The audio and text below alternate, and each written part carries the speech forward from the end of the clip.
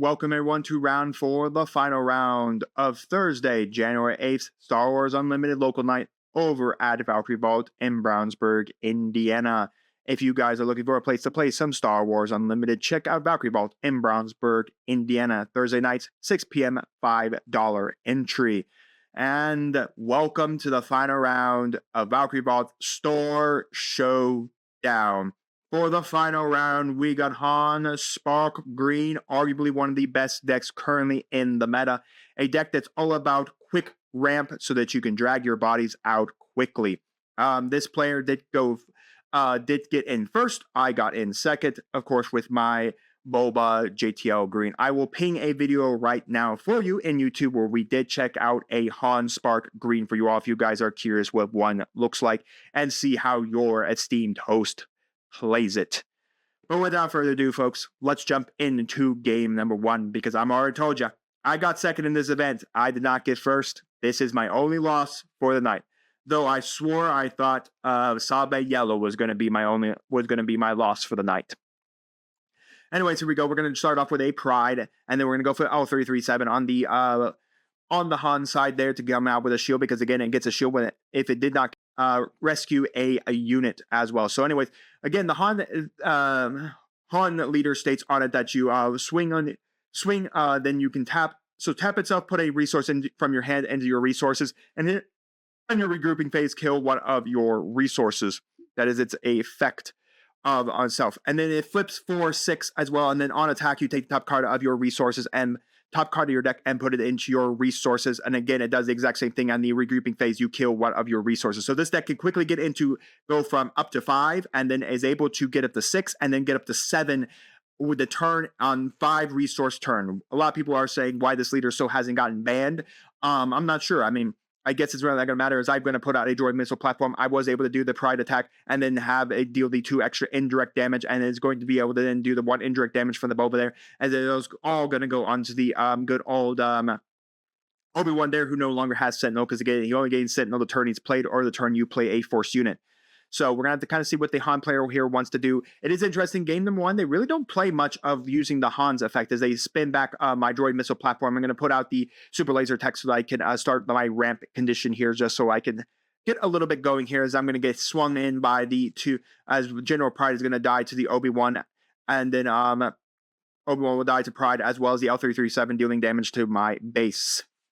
So we're going to have to kind of see here. We're going to immediately hit the L337 shield. I'm immediately going to be able to put in and go for the effect of the super laser tech. Immediately allowing me to put out the Ruthless Raider into the sky there. And then we're going to go for the play a resource into the put a card from our resource, play out the Han, and then Han is going to come out. Then we're going to go for the 7 for the 𝐂𝐓𝐀𝐘. Immediately allowing us to look at the top 7 of our cards, and we can play a guy what costs 3, then give it 3 less. We're going to put out the Millennium Falcon with that. Again, that is what you can technically do. You can give your opponent the 6 remaining cards, and they are allowed to, of course, cut them. Again, some people won't care about that, but it is important. And in tournaments, you do give that chance to your opponent because some people might shark you that the fact that you didn't give them a chance to cut that.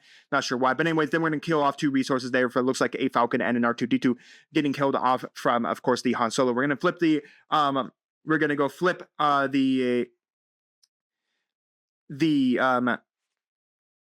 going to go flip for the Boba there, and then we're going to do the damage, and then we're going to go for Topple the Summit from the from our plot for the turn so we could do that. Again, then the Millennium Falcon is going to swing in 3, then I'm going to swing in a whole bunch of damage with the Ruthless Raider onto the base there. I'm at 15, then the Obi-Wan, then the Han's going to attack, then it's going to be able to put the top card of the deck as a resource here, and then basically we are struggling now. Again, they do have techs in there. They do have hotshot blasters. They are going to decide. They do have another color back, as we're going to see another color back come down onto the board, stay here, and then we're going to immediately be able to look at the top 7 again and play a unit will cost 3 or less from our hand. Again, if it costs more than 3, we have to pay a resource to play it out. So that does mean we only get cost 3 guys. So anyways, we're going to bring out a tech, which means our opponent's resources are completely active at all times, which means they are completely dangerous. One thing that Han tried to do a lot of is that you are able to put a lot of cards into your resources that then allow you to use tech to then bring them out, because the tech's effect says that everything gains the keyword of smuggle, and then you can basically just smuggle it all out. As we're going to kill 1 resource for thanks to Han's effect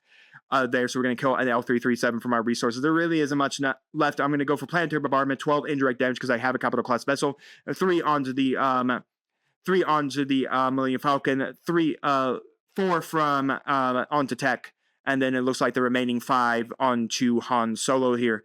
Not much else we could do from that. I'm just dead on the board stage. You can see here, we're going to go for Tech's effect. We're going to be able to then immediately put on a Hotshot Blaster, dealing 9 damage from the 𝐂𝐍𝐿 effect. Dealing there from the 𝐂𝐍𝐿, and there's no way I could do anything. I'm just going to scoop that one up and give game number 1 to Han Spark Green as we move into game number 2. Here we go, folks, for game number 2. We're both finishing up our resourcing. We both also officially finished up our sighting as well. I'm going to start off with the HK47 here, and the Han's immediately going to start the effect. Again, what's even worse about this Han strategy is that, hey, did you know that if you missed your turn 1 play with a 2 cost, hey, did you know that I could just burn the Han effect and then allow me to immediately play a 3 cost immediately fast without dealing any major damage to it? As we see Akira getting busted out of the resources there from the Han, and then we're going to go for a super laser tech on my side of the board so I can try to wrap it in with 3 damage coming in on that, and 2 damage coming in from the HK47. So yeah, no, this Han strategy is brutal when you realize it. It's just so interesting. So anyways, we're going to then go for another one. We're going to go for the putting as resource. Then we're going to be able to bring out the tech here, and then bring out tech, and then doing that. I think one thing I messed up here in game number 2 is I let that tech live for way too long. I gave my opponent so much value of that tech. I should have swung in everything I had trying to kill off that tech, as we see the Infant's Nest. So anyways, 2 damage on the tech there, playing it as, of course, a resource now for the super laser tech. Just again, looking at their resources, seeing what they want to do. Tech, because again, tech does give everything smuggle. Smuggle plus gives you 2 plus the cost of it, and then we're going to deal 2 indirect damage because we only have 1 ship and then 1 and then the indirect damage from the Boba there. And then we're going to swing in 3 damage from that. And then we're going to swing into, I should have swung into the tech there because tech only does deal damage back to the HK47. So technically I could have killed the tech here before the tech got out of control very fast, very quick here. As we're going to go for the Waylay back to the Dodarian gunship. Again, if I had any aspect, I could have killed off that tech, anything. I did put in Crate Dragons here just to try to force him, if he plays anything, like even a Waylay can deal 3 damage back to his base, which is pretty annoying. But the problem is I'm not going to be able to stabilize my board state. Like I said, if I had swung the HK47 into the tech, killed off the tech, then I could put the Dodarian gunship down here and then been able to survive then been able to keep the Dodarian gunship up for a turn rather than letting him put waylays into his resources and then just waylay out from his resources and kill me. So anyways, we're just going to put another ship down. We're going to then go here. Then we're going to go for 7 and then swing into everything. And then we're going to go play 1 more resource. We're going to go for Infant's Nest to bounce the Dodarian gunship. As you can see that I'm not even at 7 just yet. And my opponent went to 7 resources off playing 2 cards from their hand and 1 off the top of their deck. Now, they do have to kill 2 here, as we see with Chewbacca on another card getting murked out, but there's not nothing I could do. That Infant's Nest is going to be a touch of problem because I don't have a way to out the Infant's Nest. Anyways, IG is going to do 1 damage to everything on the board, but there's not going to be a matter. And HK47 deal with 1 damage because the blue leader did die here, but there's nothing I can do about the Infant's Nest. The Infant's Nest is just going to bounce everything. So it's going to attack, bounce 1 thing back to my hand, and there's no way for me to do anything. Like I said, I judged my opponent. I had a Topple the Summon in my hand, but I just couldn't get it going because they never let me have a ship. Yes, I could have flipped I could have flipped that. So anyways, we're just going to go for a surprise strike from the resources with the tech. Again, if the tech had been died, I think honestly it would have been played a little differently. We're just going to now finally kill off the tech because apparently I finally decided to kill off the tech. I think what I really struggled in this match was I should have killed off that tech way earlier than I did. And anyways, there's nothing really else to do. I'm just going to scoop that one up. There's nothing I could do. My opponent just really killed me too fast there. They just never let me have a ship. I did have the Topple of Summon if I was able to flip onto a ship and then deal the 4 damage and Topple the Summon to kill things off the board there. Yeah, I think one thing I could have done better with this one is the tech. I think if I had killed off the tech with the HK47, I think I could have forced my opponent to change his tactics a little differently, because then I would have been able to stick a ship on the board or even a couple ships on the board and then be able to go from there and may have forced a game 3. I don't think it mattered. I think either way, I think my opponent had this game because I don't think I really didn't know how to play into this deck.